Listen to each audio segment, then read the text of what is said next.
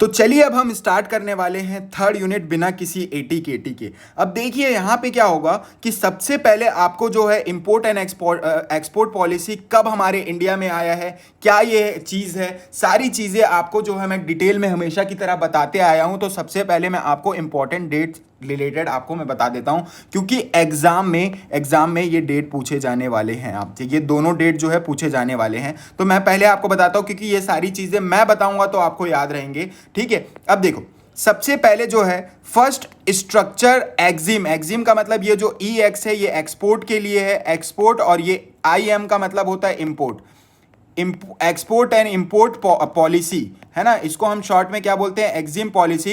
Introduce कब हुआ हमारे इंडिया में? हमारे इंडिया में इंट्रोड्यूस हुआ 1985 से 1980 तक, 1988 तक, ये डेट आपको याद रखना है। उसके बाद चेंज होकर के न्यू एग्जिम पॉलिसी कब आया, इसके सामने जब न्यू लग जाएगा तो डेट भी चेंज हो जाएगा। और न्यू एग्जिम पॉलिसी आपको याद रख लेना है, अभी 2025 चल रहा है, तो 2 साल पहले ही एग्जिम पॉलिसी आया, न्यू एग्जिम पॉलिसी, और वो चलेगा 2028 तक, यानी कि जब आप अपने ग्रेजुएशन को पूरा कर लेंगे तब जो है ये डेट क्या होगा, खत्म होगा। ठीक है, चलिए अभी यहाँ पे देखते हैं हम लोग ये कब लॉन्च हुआ, ये भी आपको याद रहना चाहिए। 31 मार्च, अरे फाइनेंशियल ईयर का एंड होता है भैया 31 मार्च, तो उस समय जो है लॉन्च किया गया है इसे। और ये जो है क्या बोलता है, first dynamic paperless and digital policy. First dynamic का मतलब, जो भी डायनामिक का मतलब क्या होता है, चेंजेस होता है। ठीक है, तो पहली बार इसमें जो है बहुत सारे चेंजेस की गई है, पेपरलेस चेंजेस की गई है,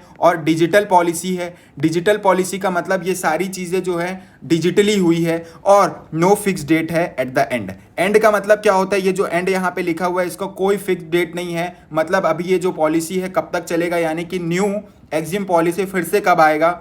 ठीक है, न्यू एग्जिम पॉलिसी फिर कब आएगा, इसका कभी अभी जो है बोला नहीं गया है, तो ये कभी भी आ सकता है। ठीक है, जैसे जैसे हमारे ट्रेड की पॉलिसीज चेंज होते जाएगी, तो हम देख रहे हैं अपने आसपास में जब कभी भी फॉरेन एक्सपोर्ट्स बढ़ेगा या घटेगा तो उसके हिसाब से न्यू एग्जिम पॉलिसी आएगा। अब देखो एम्स एट, ठीक है, $2 ट्रिलियन एक्सपोर्ट्स बाई 2030। अब इंडिया का ये मेन फोकस है कि 2030 आते आते तक इंडिया जो है एक्सपोर्ट कर लेगा। एक्सपोर्ट का मतलब क्या होता है, एक्सपोर्ट का मतलब क्या होता है, आप यहां पे ध्यान से समझिए, क्योंकि इंपोर्ट और एक्सपोर्ट आपको समझ में आना चाहिए। एफ का मतलब फॉरेन, आई का मतलब इंडिया।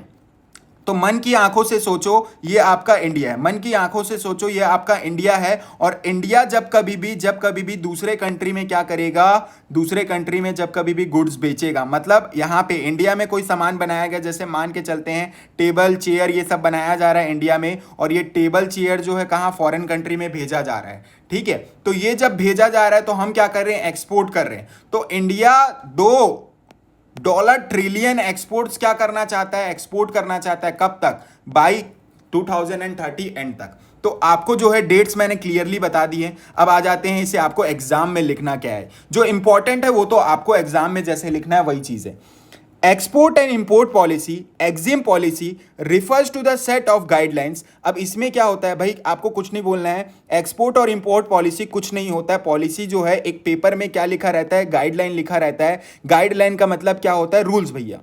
अब रूल्स लिखे हुए हैं, ठीक है, तो रूल्स के हिसाब से an instruction related to, instruction का मतलब आपको कैसे जो है उसे फॉलो करना है। इंस्ट्रक्शन का मतलब आदेश दिया जा रहा है, ऑर्डर दिया जा रहा है, मतलब रूल्स आपको बता रहे हैं, ऑर्डर दिया जा रहा है वो पेपर के थ्रू, कि आप जो है ये सारी चीजों को देखते हुए इंपोर्ट और एक्सपोर्ट करोगे। क्या चीजों का, गुड्स का, यानी कि आप फॉरेन कंट्री में, इंडिया से आप दूसरे फॉरेन कंट्री में ये सारे पॉलिसीज को देखते हुए, गाइडलाइंस को देखते हुए, इंस्ट्रक्शन को देखते हुए, है ना। अब ये सारी चीजों को देखते हुए आपको क्या करना है, फॉलो करना है। अगर एक बात बताओ, कोई कानून नहीं रहेगा एक्सपोर्ट के लिए, इंपोर्ट के लिए कोई कानून नहीं रहेगा, तो होगा क्या, लोग कुछ भी जो है, कुछ भी स्मगलिंग जो है, इलीगल सामान भी कर सकते हैं। तो इसके लिए सारी पॉलिसीज बनाई गई है, क्या चीजें जो है आप एक्सपोर्ट कर सकते हो, क्या चीजें जो है इंपोर्ट कर सकते हो, उसको रेगुलेट करने वाला जो है, उसको रेगुलेट करने वाला, और जो सारी चीजें हम देख करके करते हैं वो है आपका export and import policy. It is formulated by the country of the government in India by the directorate general of the foreign trade. DGFT। अब देखिए ये कौन बनाता है ना, ये कौन, हमारे इंडियन गवर्नमेंट जो है क्या करेगी, हमारी इंडियन गवर्नमेंट जो है उसको फॉर्मुलेट करेगी, बनाएगी, और उसके बाद जो है इंडियन गवर्नमेंट में इसको जो है देखने वाला कौन है और इसको ड्राफ्ट करने वाला कौन है, तो आपको याद रखना है DGFT, यानी कि directorate general of foreign trade. जो फॉरेन ट्रेड के डायरेक्टरेट जनरल होते हैं वो क्या करते हैं, इसे ड्राफ्ट करते हैं, उनके द्वारा जो है फॉर्मुलेट किया जाता है। ये अकेले फॉर्मुलेट करते हैं, बहुत भी और लोग जो है सजेशन प्रोवाइड करते हैं। अब आपको नेक्स्ट जो इसमें समझना है, under the ministry of commerce, और ये सारी चीजें किसके अंदर देखी जाती है, ministry of commerce and industry, है ना। तो ये सारी चीजें किसके अंडर रहती है, ministry of commerce and industry, to regulate the foreign trade and promote the economic growth. Regulate करना है फॉरेन ट्रेड को, रेगुलेट करना है मतलब पॉलिसी को फॉलो करना है, उसके हिसाब से चलना है, एंड प्रमोट करना है हमारी इकोनॉमिक ग्रोथ को। जब हम एक्सपोर्ट ज्यादा करेंगे तो आपको भी पता है हमारे कंट्री में पैसा बाहर का ज्यादा आएगा, और पैसा बाहर का ज्यादा आएगा तो हमारे कंट्री में जो है पैसा ज्यादा रहेगा, लोगों के पास पैसा ज्यादा रहेगा, तो हमारे इकोनॉमिक ग्रोथ क्या होगी, ज्यादा अच्छी होगी, ज्यादा अच्छी होगी, ज्यादा अच्छी होगी। एग्जाम में फिर आप इसको एक्सप्लेन कैसे करेंगे, एग्जाम में आप इसे लिखेंगे कैसे, चलिए। EXIM policy, export and import policy. EXIM policy मतलब यही बताया मैंने, export and import policy provides a framework. दोस्तों ये आपको एक फ्रेमवर्क बता देता है। फ्रेमवर्क का मतलब क्या हो गया, ये फ्रेम है, इसमें पूरे रूल्स एंड रेगुलेशन लिखे हुए हैं, इसके बाहर की चीजों को आप नहीं कर सकते, इसके बाहर की चीजों को आप नहीं कर सकते। जो फ्रेमवर्क बनाया गया है उसी फ्रेमवर्क के अंदर रहते हुए, उसी दायरे के अंदर रहते हुए आपको जो है इंपोर्ट एंड एक्सपोर्ट करना होगा दोस्तों। यानी कि रूल्स एंड रेगुलेशन जो है उसके हिसाब से आपको क्या करना पड़ेगा, इंपोर्ट एंड एक्सपोर्ट करना पड़ेगा, ठीक है। चलिए आगे इसमें हम रीड करते हैं, and procedures regarding the import and export. अब देखो कभी भी सामान मंगाया जाता है तो एकदम से आपने ऑर्डर दिया, एकदम से तो नहीं आ जाएगा ना, तो यहां पे होगा क्या, सारे प्रोसीजर होंगे, पेपर वर्क होंगे, आप जिससे खरीद रहे हैं उसका नाम पता, सारी चीजें लिखी जाएंगी। तो बहुत सारे लीगल फॉर्मेलिटीज होती है, क्योंकि भाई ये आपके घर के पास से नहीं आ रहा है, ये दूसरे कंट्री से आ रहा है, तो जब दूसरे कंट्री से आ रहा है तो उसमें पेपर वर्क तो होगा ही, है ना। सारी चीजें आपको समझ में आनी चाहिए अच्छे से। और अगर आपने ये वीडियो देखा है तो ये अभी मैं जो बोल रहा हूं उसे आपको कमेंट में लिखना होगा, आपको लिखना होगा हमें सब क्लियर है, हमें सब क्लियर है। आपको मैं बोलता हूं ऑल द बेस्ट, आपका एग्जाम जो है बहुत अच्छा जाने वाला है। चलिए अब इसमें जो है आपको, it is designed to facilitate international trade. International trade का मतलब होता है, क्योंकि आप दूसरे कंट्री में भेजोगे भाई, कुछ भी सामान बेचोगे तो भाई वो इंटरनेशनल ट्रेड होगा। अपने कंट्री में ही अगर आप बेचते तो वो नेशनल ट्रेड कहलाता, नेशनल ट्रेड कहलाता, ठीक है। अब ये क्या हो जाएगा, प्रमोट एक्सपोर्ट। हम कभी भी इंपोर्ट प्रमोट नहीं करते। इंपोर्ट का मतलब क्या होता है, हमारे देश का नुकसान है। आप बाहर की चीजों को ज्यादा मंगवाओगे तो आपके देश से पैसा जा रहा है, आपके देश से पैसा जाएगा तो यहां पे आपके लोगों को प्रॉब्लम होगा। लेकिन जब कभी भी आप एक्सपोर्ट करोगे तो वहां का पैसा यहां आएगा, वहां का पैसा जब यहां आएगा तो हमारी कंट्री का इकोनॉमिक ग्रोथ होगा। समझ में आया क्या, चलो। Protect domestic industry. Protect domestic industry का मतलब क्या हो जाएगा, अरे दोस्तों आपके कंट्री से जब सामान जा रहा है, फॉरेन कंट्री में सामान जा रहा है, तो क्या होगा, यहां पे सामान जब आपके कंट्री से जाएगा तो डोमेस्टिक इंडस्ट्री क्या होगी, वो प्रोटेक्ट भी होगी और प्रमोट भी होगी, और वो अच्छा खासा पैसा जो है छापेंगे, कमाएंगे, ठीक है। उसके बाद जो है कंट्रोल एक्सपोर्ट्स। कंट्रोल एक्सपोर्ट्स का मतलब क्या हो जाएगा, sorry control imports. Control imports का मतलब आप अगर एक्सपोर्ट ज्यादा कर रहे हैं, आप एक्सपोर्ट ज्यादा कर रहे हैं और अपने कंट्री में जो है प्रोडक्शन अगर ज्यादा कर रहे हैं, तो प्रोडक्शन अगर ज्यादा करेंगे तो आपको जो है इंपोर्ट करने की ज्यादा जरूरत नहीं है, क्योंकि आपके खुद के कंट्री में जो है प्रोडक्शन किया जा रहा है, आपके खुद के कंट्री में जो है प्रोडक्शन किया जा रहा है। और बैलेंस ट्रेड डेफिसिट का मतलब बता देता हूं, आपका अगर एक्सपोर्ट ज्यादा है दोस्तों, अगर आपका एक्सपोर्ट ज्यादा है और इंपोर्ट कम है, अगर आपका एक्सपोर्ट ज्यादा है और इंपोर्ट कम है, तो आप जो है सरप्लस में रहेंगे, आप जो है सरप्लस में रहेंगे, ठीक है। और यहां पे क्या लिखा हुआ है, डेफिसिट। इसको बैलेंस करने के लिए देखो मैं आपको एग्जांपल देता हूं, जैसे मान के चलो 500 करोड़ का जो आपने एक्सपोर्ट किया है और 200 करोड़ का क्या किया है, इंपोर्ट किया है, तो आप 200 करोड़ के सरप्लस में हो, है ना।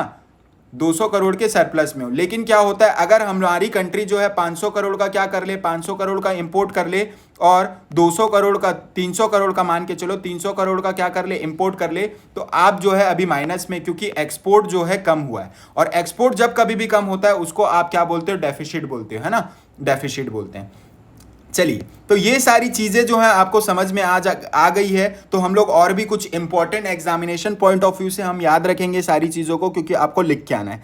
की components of EXIM policy, promotional measures. Promotional measure का मतलब क्या होता है, एक्सपोर्ट प्रमोट कैपिटल गुड्स, है ना। एक्सपोर्ट प्रमोट क्या करता है, आपका एक्सपोर्ट कर रहा है, जो भी आप एक्सपोर्ट करोगे वो प्रमोट किसको कर रहा है भाई, कैपिटल गुड्स को। ईपीसीजी, जिसको शॉर्ट में हम बोलते हैं ईपीसीजी स्कीम, इसमें एक्सपोर्ट किस चीज को करना है, आपको कैपिटल गुड्स को ज्यादा प्रमोट करना है।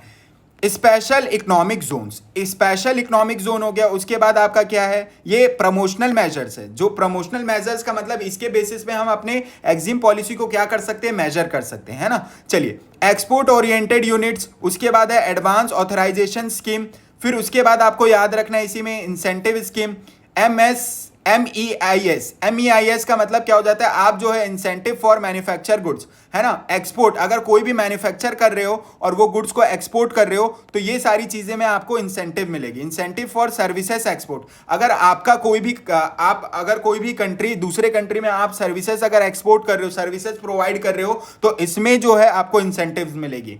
तो रूल्स एंड रेगुलेशंस आपको देख लेना है। Band restricted channelised item, arms, engage, spices, ये सारी चीजें जो है बैन की गई है। देखो, इसमें मैं आपको पहले ही बता देता हूं, रूल्स एंड रेगुलेशन में सारी चीजें पहले से लिखी होती है, क्या आप इंपोर्ट कर सकते हो, क्या आप एक्सपोर्ट कर सकते हो। तो कभी भी आप आगे जाकर के अगर बिजनेस स्टार्ट करोगे तो याद रख लेना, आपको सबसे पहले अगर एक्सपोर्ट करना है किसी दूसरे कंट्री में, तो आपको बेटा सबसे पहले एग्जिम पॉलिसी को अच्छे से पढ़ना होगा, क्योंकि उसी के रूल्स एंड रेगुलेशंस के हिसाब से आप प्रोडक्ट, जो भी प्रोडक्ट आप सेल करना चाहते हैं दूसरे कंट्री में, उसी के हिसाब से आप बेच सकते हैं।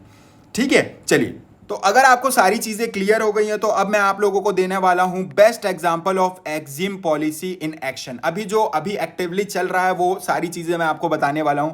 एक्सपोर्ट का अगर एग्जांपल दूं, जो फार्मास्यूटिकल एक्सपोर्ट होता है फ्रॉम इंडिया से जो है फॉरेन कंट्री में, फार्मास्यूटिकल से मतलब क्या हो जाएगा, आपका जो मेडिसिन है वो एक्सपोर्ट किया जा रहा है और ज्यादा से ज्यादा एक्सपोर्ट किया जा रहा है। तो जब एक्सपोर्ट किया जाएगा तो हमारे कंट्री में बाहर का पैसा आएगा। ठीक है, ये सारी चीजें हैं किसके अंडर में है, रेगुलेट हो रही है भाई, आपकी एग्जिम पॉलिसी के अंडर में रेगुलेट हो रही है। और इंपोर्ट का अगर एग्जांपल दूंगा मैं, तो इलेक्ट्रॉनिक मैन्युफैक्चरिंग जितनी भी है, आपको पता है चाइना से हमारा देश जो है क्या कर रहा था, इंपोर्ट कर रहा था वहां की चीजें हमारे कंट्री में, जबकि इंडिया में इतना इतना अच्छा चीज बनाया जाता है। आप इंडियन प्रोडक्ट्स यूज करना, खरीदना छोड़ के, भले ही महंगा हो, तो क्या हो गया भाई, अपने इंडिया के प्रोडक्ट्स तो परचेज करो, फॉरेन कंट्री के प्रोडक्ट्स ले रहे हैं, बड़ा है। चलो, अब यहां पे ये सारी चीजें आपको समझ में अगर आ गया होगा तो आपको एग्जाम में सारी चीजों को अच्छे से लिखना है। Thanks for watching video till the and.